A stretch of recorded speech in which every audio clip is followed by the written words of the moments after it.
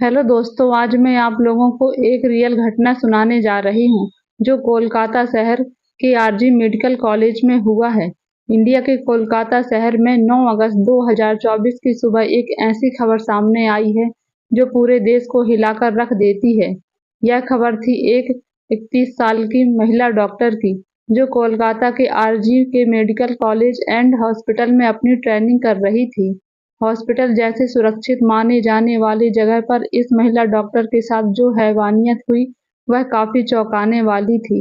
इस घटना का खुलासा तब हुआ जब डॉक्टर के डेड बॉडी का पोस्टमार्टम किया गया। उस रिपोर्ट ने लोगों की रूह तक को हिला दिया, क्योंकि यह मामला सिर्फ एक मर्डर का नहीं था बल्कि उससे कहीं ज्यादा खौफनाक केस था। पोस्टमार्टम रिपोर्ट से खुलासा हुआ कि उस डॉक्टर की हत्या गला घोटकर की गई थी, इतनी ताकत से कि उनका थायराइड कार्डिलेट तक टूट गया था। इस हत्या के पहले डॉक्टर ने अपनी जान बचाने के लिए कोशिश की थी। इसका सबूत उनके शरीर पर मिले कई निशानों से मिला। सबसे डरावना सच तो तब सामने आया जब डॉक्टर के प्राइवेट पार्ट्स पर घावों के निशान पाए गए। इससे साफ हुआ कि यह सिर्फ मर्डर का मामला नहीं था बल्कि रेप के बाद किया गया एक खौफनाक हत्याकांड था। हॉस्पिटल के परिसर में इतनी बड़ी घटना हो जाती है और किसी को कानो कान खबर तक नहीं होती। क्या उस रात कुछ ऐसा हुआ था जिसे जानकर आप गुस्से से बौखला जाएंगे? क्या वहाँ कोई और था जिसने इस क्रूर घटना को अंजाम दिया? और अगर था तो आखिर कौन था? इन्हीं सवालों के जवाब खोजते हुए हम आज के इस वीडियो में आपको बताएंगे कि आखिर क्या हुआ था उस रात इस मेडिकल कॉलेज में आने जाने वाले परिसर में। जब आपको सच का सामना होगा तो यकीन मानिए आपके भी रोंगटे खड़े हो जाएंगे। दोस्तों, मैं आपको पहले बता दूं कि मैं यहाँ पर उन फीमेल डॉक्टर को स्वाति नाम से रेफर करने वाली हूँ। ये उनका रियल नाम नहीं है। मैं यहाँ पर उनका रियल नाम नहीं बता सकती। उस रात एक जूनियर डॉक्टर जो कि कोलकाता के आरजी कर मेडिकल कॉलेज एंड हॉस्पिटल से अपनी डॉक्टर की डिग्री ले रही थी।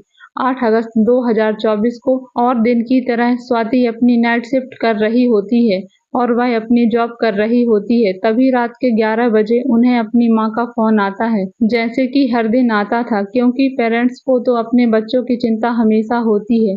स्वाति की माँ उनसे पूछती है कि क्या तुमने खाना खा लिया और तबीयत वगैरह तो ठीक है तुम्हारी। जिसके जवाब में स्वाति अपनी माँ को खुशी खुशी बोलती हैं कि उनकी तबीयत एकदम ठीक है और वह बस अभी कुछ पेशेंट को देखने जा रही हैं, जिसके बाद वह अपने दोस्तों के साथ बैठकर खाना खाएंगे। अपनी माँ से बात करने के बाद स्वाति पेशेंट को देखने राउंड पर निकल जाती हैं। सारे पेशेंट को देखने में और अपना काम खत्म करने में स्वाति को रात के 2 बज जाते हैं, जिसके बाद वह अपने दोस्तों के साथ जाकर हॉस्पिटल कैंटीन में ही बैठ जाती हैं, जहां मिलकर यह सब लोग अपना खाना भी खाते हैं और साथ साथ थोड़ी बातें भी करते हैं। खाना खाते खाते और बात करते हुए रात के 3 बज जाते हैं और उस वक्त स्वाति थोड़ा थकान से फील कर रही होती हैं, तो वह अपनी थकान दूर करने के लिए उस हॉस्पिटल के 4th फ्लोर में बने सेमिनार हॉल में जाकर रेस्ट करने लगती हैं। स्वाति को रेस्ट करते करते सुबह के 7 बज जाते हैं, पर वह अब भी सेमिनार हॉल से बाहर नहीं आती, जो कि काफी ज्यादा परेशान करने वाली बात थी, क्योंकि स्वाति कभी भी आधे घंटे से ज्यादा का ब्रेक नहीं लेती थी। हॉस्पिटल का एक वर्कर जो कि सुबह की शिफ्ट स्टार्ट होने से पहले हॉस्पिटल के सारे रूम्स को चेक कर रहा होता है और वह ऐसे ही सारे रूम्स को चेक करते हुए उस सेमिनार हॉल की तरफ जाता है। जैसे ही वह सेमिनार हॉल के बाहर आकर उसका गेट खोलता है, वह सब उसकी आंखों के सामने होता है। एक भयानक नजारा जिसे देखकर वह बहुत जोर से चीख पड़ता है।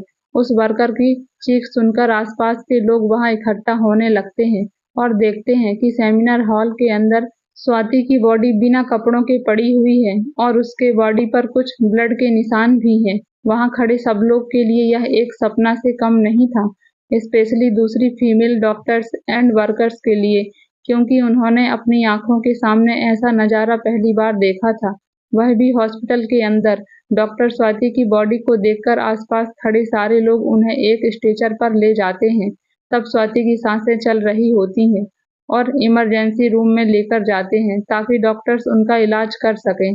काफी देर तक डॉक्टर्स के इलाज करने के बाद भी स्वाति कुछ घंटों के बाद अपना दम तोड़ देती है। हॉस्पिटल में कुछ लोग थे जो कि इस मर्डर और हैवानियत केस को एक नॉर्मल केस जैसा दिखाने की कोशिश कर रहे थे ताकि वो इस हॉस्पिटल का नाम बचा सकें। लेकिन जब पोस्टमार्टम रिपोर्ट आती है तो सब दूध का दूध और पानी का पानी हो जाता है। उन रिपोर्ट्स से साफ-साफ पता चल जाता है कि स्वाति के साथ किसी ने जबरदस्ती गलत हरकत करने की कोशिश की है और जब वह उस इंसान से अपने आप को बचाने लगी तो उसने उसका गला घोंट दिया और उसे बहुत बुरी तरीके से मारा भी और फिर उसका रेप भी किया। ये सारे प्रूफ मिलने के बाद यह केस पुलिस को हैंडओवर कर दिया जाता है एंड पुलिस वाले इस क्रिमिनल को पकड़ने के लिए लग जाते हैं। सबसे पहले पुलिस उस क्रिमिनल सीन पर ही छानबीन करती है जहां पर यह सब हुआ था। किस्मत से पुलिस वालों को वहां पर स्वाति के कुछ नेल्स एंड ब्लड सैंपल मिलते हैं और साथ ही एक ब्लूटूथ जिससे यह केस शायद और भी जल्दी सॉल्व हो जाता अगर उस फ्लोर पर सीसीटीवी कैमरा होते। पर बदकिस्मती से उस सेमिनार रूम के अंदर या उसके आसपास कोई सीसीटीवी कैमरा नहीं थे। लेकिन जिस रास्ते से फ्लोर पर एंटर किया जाता था वहां पर कुछ सीसीटीवी कैमरास थे। पुलिस वाले उन सीसीटीवी कैमरा में सुबह के 3 बजे से 8 बजे के बीच की रिकॉर्डिंग चेक करते हैं कि इस टाइम के बीच कितने लोग उस फ्लोर पर आए और गए थे। उन सीसीटीवी फुटेज को चेक करने के बाद यह पता चलता है कि वहां टोटल 6 लोग इस फ्लोर पर आए और गए थे। यह पता लगाने के बाद पुलिस वाले एक-एक करके उन 6 लोगों को पूछताछ के लिए बुलाते हैं कि वो लोग वहां पर उस टाइम क्या कर रहे थे और उन लोगों को इस बीच यहाँ कुछ भी अजीब दिखा कि नहीं। उन लोगों से पूछताछ के दौरान पुलिस वाले उनके फोन का ब्लूटूथ भी ऑन करके चेक करते हैं कि जो ब्लूटूथ हैंडसेट उन्हें मिला था वो इनमें से किसका था। क्योंकि आपको पता होगा कि एक बार अगर आप किसी ब्लूटूथ डिवाइस से अपना फ़ोन कनेक्ट करते हैं तो अगली बार वह आसानी से उसमें कनेक्ट हो जाता है। और फाइनली पुलिस वालों की ट्रिक काम भी आती है क्योंकि यह ब्लूटूथ हैंड उन 6 लोगों में से एक आदमी के फ़ोन से कनेक्ट हो जाता है जिसका नाम था संजय रॉय, जो कि एक सिविल वॉलंटरी वॉलेंटियर्स के अंदर काम करता था और उनकी हेल्प करता था छोटे-मोटे कामों को मैनेज करने में। शायद आपने बहुत सारे फेस्टिवल अनंतराज पार्किंग या भीड़-भाड़ वाले एरिया में देखा होगा कि कुछ ब्लू कलर की यूनिफॉर्म पहनकर ऑफिसर्स खड़े रहते हैं जिनका काम होता है कि विदाउट एनी रीजन कहीं पर भी ज्यादा क्राउड इकट्ठा ना हो। तो अब पुलिस वालों को अपना पहला कातिल मिल चुका था जिसके बाद वह संजय राय से और गुस्से से पेश आने लगते हैं। संजय राय पुलिस वालों की किसी बात का भी जवाब नहीं दे रहा था क्योंकि वह काफी ज्यादा नशे की हालत में था। इस बीच पुलिस वाले संजय का फोन भी चेक करते हैं जिसमें उन्हें भर भर के पोर्नोग्राफिक कंटेंट मिलता है जिससे उनका शक यकीन में बदल चुका था कि संजय ने ही स्वाति के साथ ये वारदात और हैवानियत की है। उसके बाद पुलिस वाले संजय राय से और ज्यादा बारीकी से पूछताछ करने लगते हैं। फाइनली संजय अपना गुनाह कबूल कर लेता है कि उसने ही स्वाति को मारा है और उसका रेप किया है। यह पता लगते ही कुछ पुलिस वाले और सबूत कलेक्ट करने संजय रॉय के घर जाते हैं जहां पर उन्हें एक जूता मिलता है जिसके ऊपर कुछ खून जैसे ही धब्बे थे। तो पुलिस वाले उसका सैंपल कलेक्ट कर लेते हैं।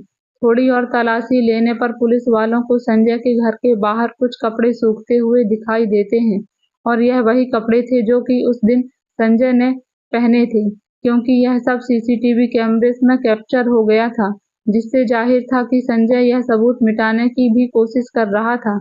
लेकिन जब संजय को पूछताछ के लिए पुलिस स्टेशन में लाया गया था उस वक्त वह काफी ज्यादा नशे की हालत में था।